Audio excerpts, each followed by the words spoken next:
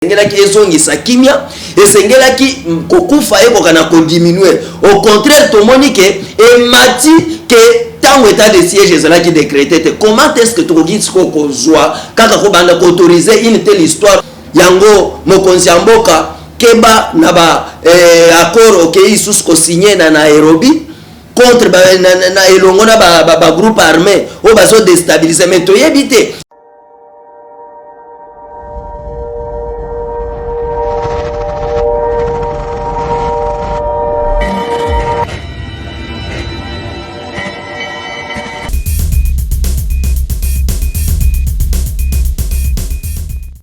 Chers internautes fidèles à 0001 Monde News TV, topesi binombote bisika nyonso bozwa mina ngonga oyo boyebi ke tozalaka toujours na habitude ya koluka ba vraies informations pona ko nourrir bino pona ko informer bino nde souci lisusu oyo ememi biso epai na bino mukolo alelo po ete tokoka lisusu na kobeta masolo lokola na momesano. En tout cas, mon analyse ya mukolo alelo ekokende ko analyser le bino situation ya état de siège oyo ezalaki décrété depuis mois de mai ya 2021.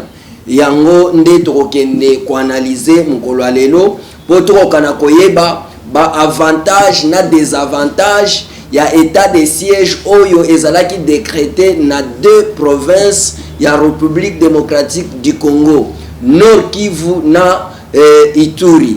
Voilà pourquoi lelo toye pour que tokokana ko solola tokokana ko analyser le bino situation yango oyo ezolekana na mboka na biso.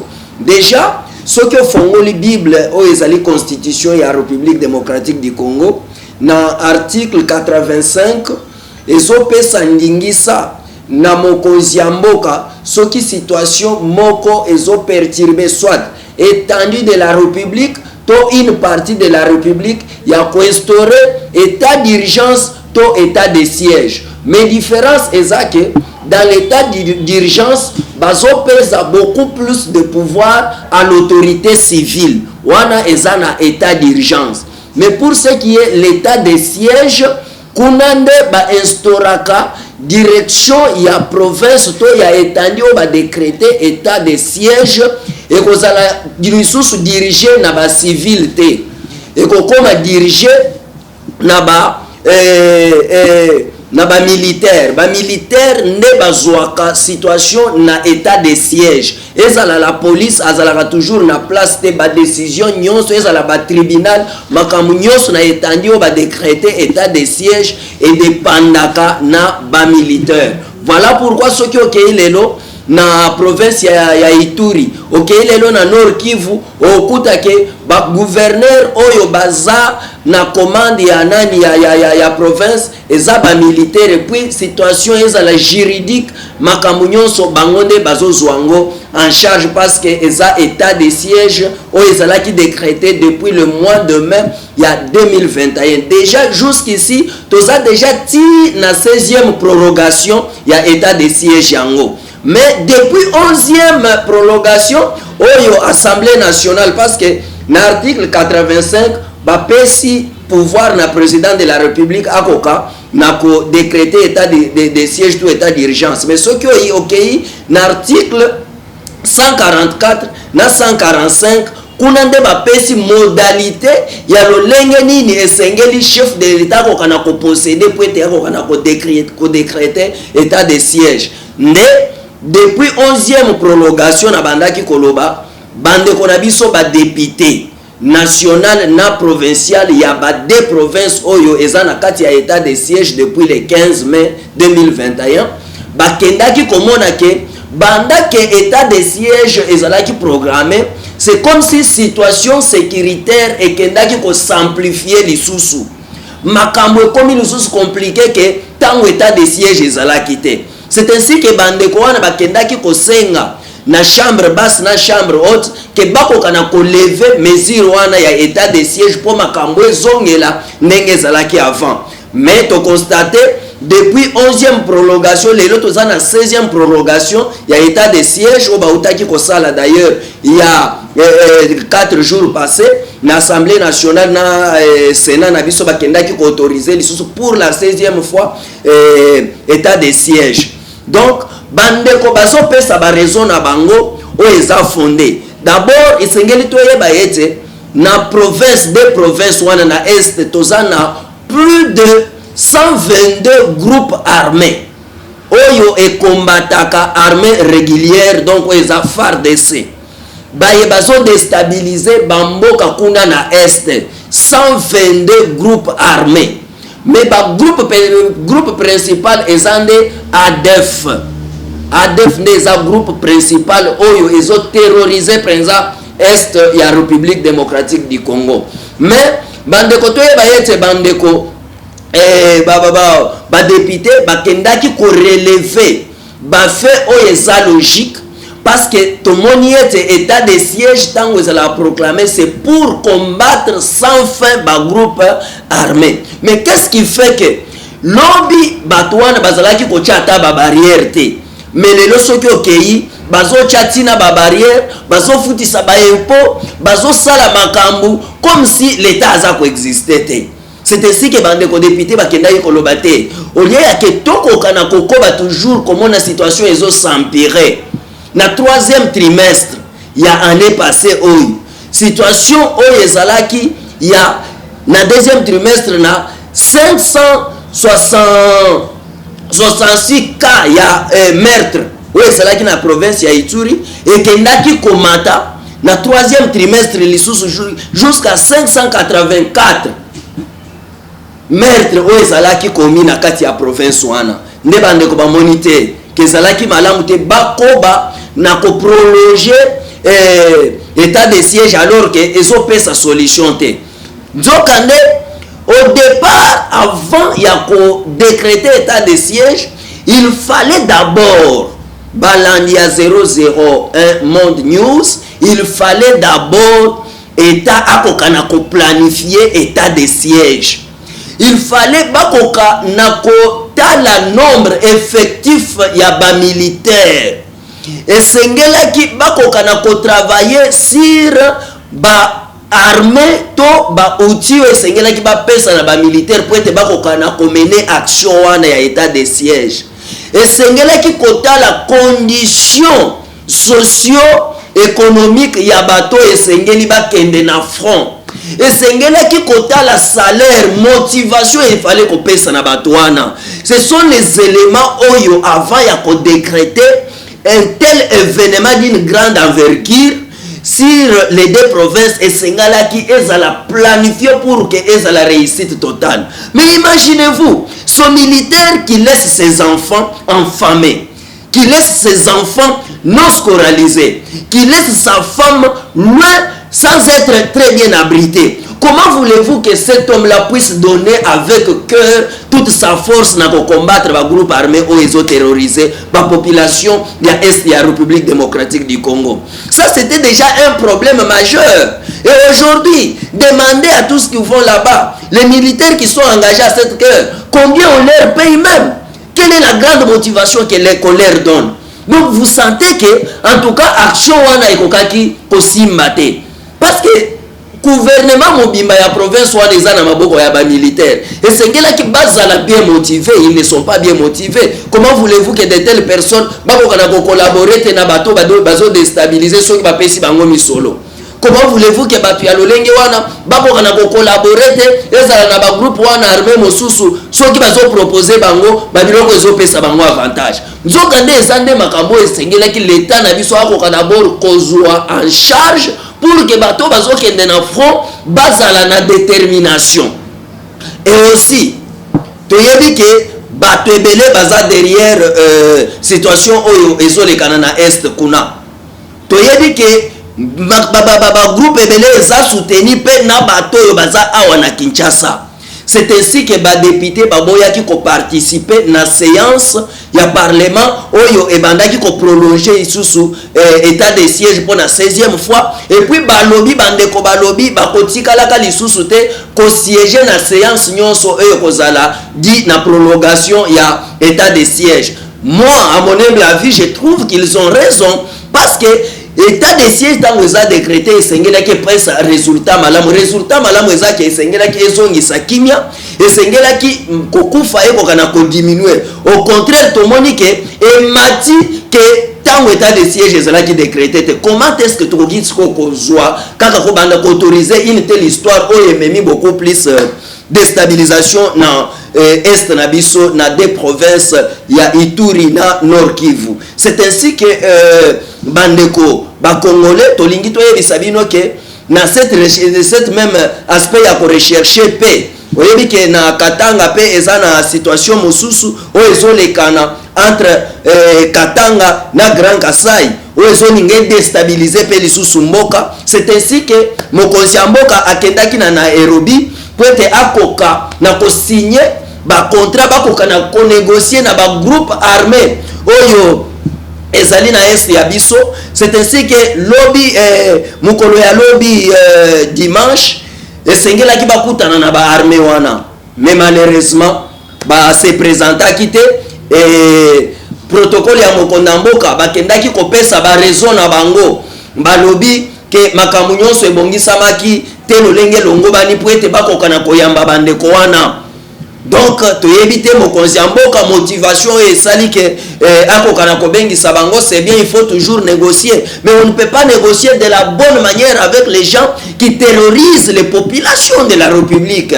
On ne peut pas se mettre à une même table pour être signer un accord na batoyo babomi bat. Non, ça serait mieux comme chef de l'État bien sûr négocier avec eux, mais le bien au commun négociation ne ko aboutir que na gouvernement d'union nationale otozo linga to ya ko sala boye bandeko wana ba ya kokota ndenge bandeko ba utaka na M24 ba ya ki ko inonder gouvernement nde eloko otozo fistiger nde eloko otozo boya eloko otozo linga te, parce que ces gens qui ont tué des populations, il y a plus depuis que situation ya Est Banda, il y a plus de 120 000 nani kaya mort na Est. Est-ce que vous trouvez ça normal? Est-ce que vous trouvez ça consommable? Ya ke batu ya ndenge wana bokebo vandi bango esusu na Kenya, bo signer na bango accord, bokoti si bango esusu na gouvernement, bozongi si bango lisusu. Non, non, non. Wana eza ko encourager batu mususu bako yaka sima po ete baya ko sala kama be. Ce qui n'est pas une bonne chose. Or biso toyebaki, ba biso toyebaki ke tango état de siège ezalaki proclamé boye, c'est que en tout cas armée azalaki na droit ya ko beta bena ko frapper batwana ko kinisa bango ko longola bango na nani. Mais ti lelo bande ko bazo résister kaka, c'est pour dire que il y a une efficacité, il y a état, il y a une efficacité, il y a ba action sur terrain. Alors pourquoi prolonger encore si on ne peut pas trouver des solutions avec l'état de siège comme ça? Donc ce n'est pas une bonne chose. Bakambi na biso sengeli boko kana ko réfléchir malamu na eloko wana. Parlement busa wana lokola ba représentant ya peuple. Sénat busa wana lokola ba représentant ya peuple. Bino boko sepela ka ke makambo ya mabe banda ko simplifier kuna bino parce que bazo pesa bino mbongo, parce que bazo financer bino boko ba toujours na ko prolonger état de siège wana bato bazo ko bana ko kufa. Ce peu par jour plus de 5 personnes au bazo kufa na est de la République. Comment vous pouvez encourager une telle action? Pourquoi vous ne pouvez pas faire l'évaluation profonde pour savoir en tout cas à quel niveau l'État, à travers l'état de siège, a joué la solution à Est kuna? Si vous trouvez que l'état de siège na 16 fois au prolonger yango et puis son solution, il faut changer de stratégie. Il faut retourner parce que maintenant là-bas militaire to yebi bango. D'ailleurs à l'Est là, combien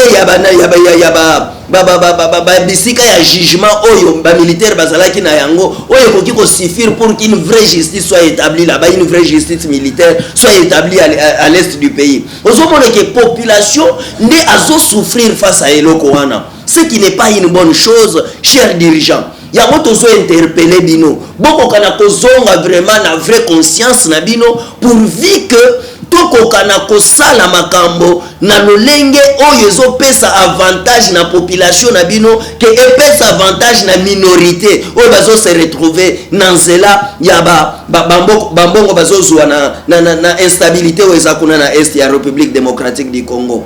Yango mokonzi ya mboka keba na accord okei sous ko signé na Nairobi contre na elongo na groupe armé o baso déstabiliser. Mais toyebite ils sont plus de 122 groupes. Toyebite combien vous avez appelé, lesquels vous avez privilégié. Bamaïma yo bobengi wana bamaïma, ce ne sont pas des rebelles, ce sont des Congolais o basa na résistance contre mauvaise gestion. Est-ce qu'il faut que tu aies na même sac na ba groupe armé oyo eye pona ko terroriser population?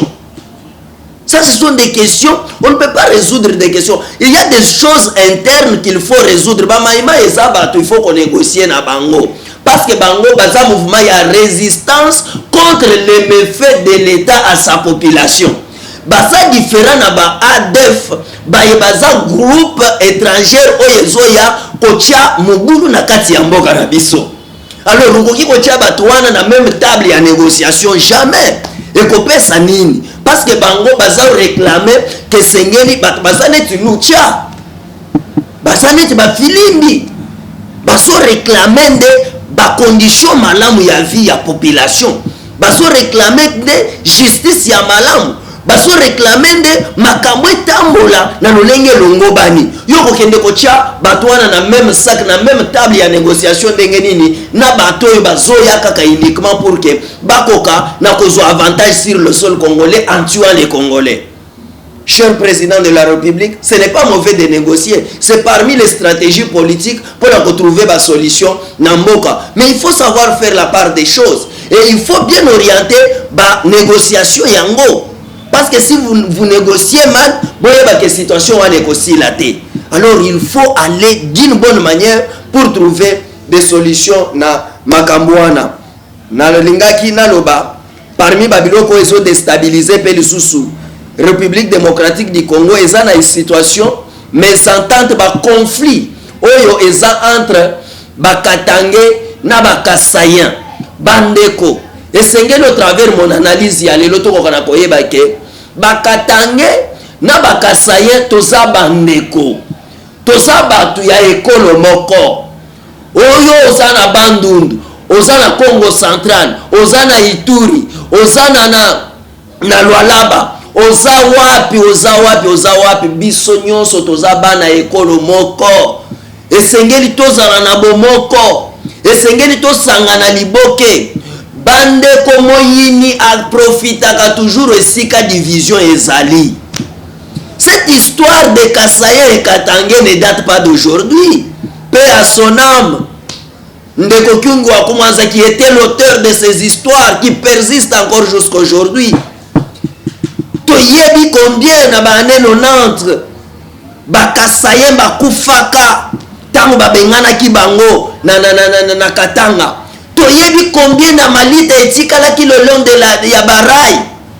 Toyebi combien de familles ont perdu des enfants, combien de familles ont perdu les parents, combien de familles avaient perdu les femmes et les filles.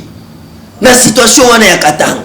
Et sengeli bozongi solution sur situation wana pona ko déstabiliser mboka na biso, ce n'est pas bon.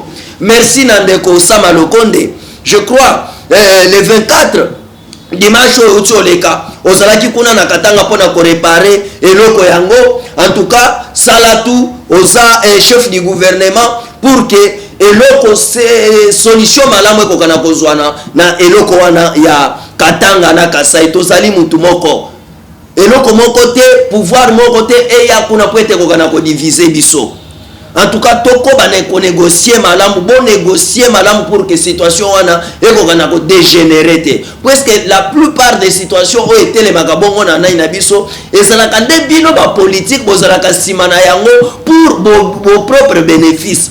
Potango batu bakokufa bino siko boko kana kozwa esengo. En tout cas, toko linga lisusu te que makila ya ba congolais eko baka toujours na kotanga.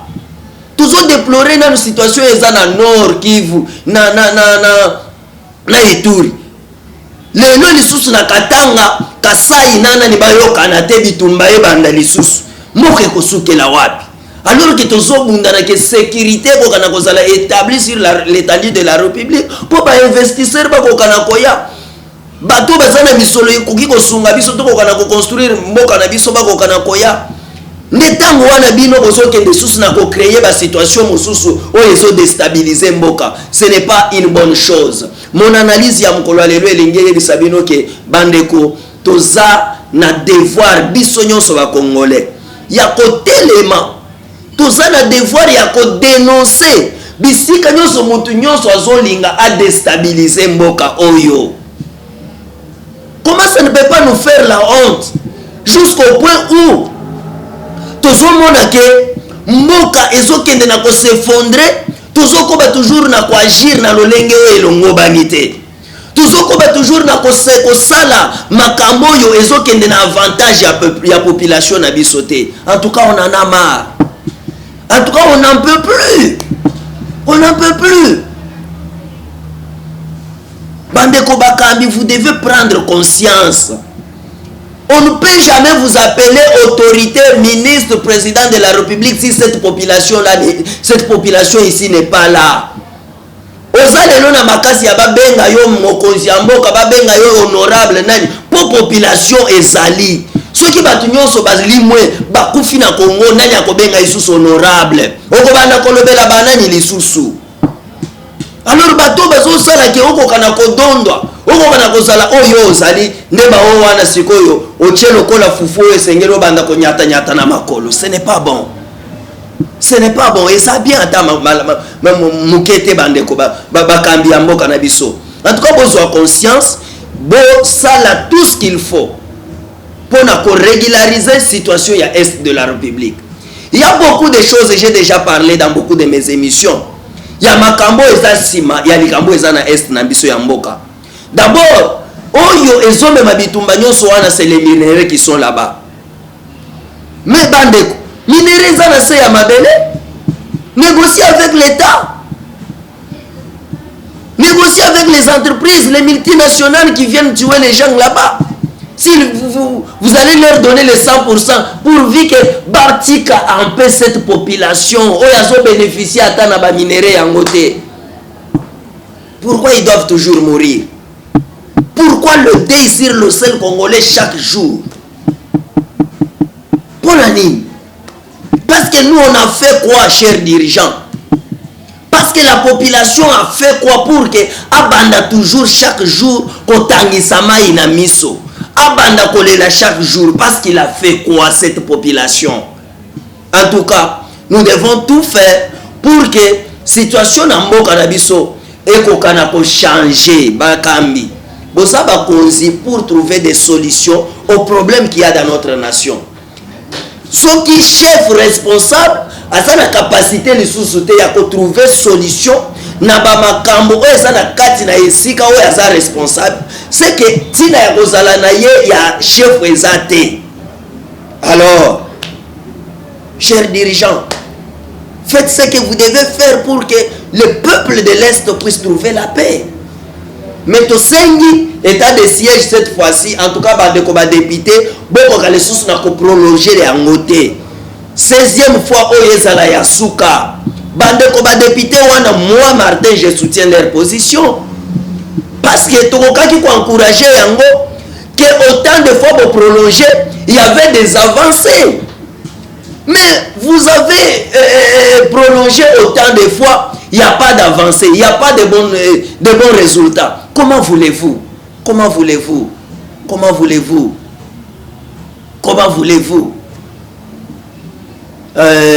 Nous tendons petit à petit vers la fin de notre émission de ce jour, nous voulons dire tout simplement aux dirigeants que Esengeli to soit conscience pour que toka nako sala makambo ezokende na avantage ya population na bino, po population nde pesaki bino bokonzi, population nde salaki ke bobenga mabakonzi. Alors vous trouvez ba vraie solution pour na tina ya population wana.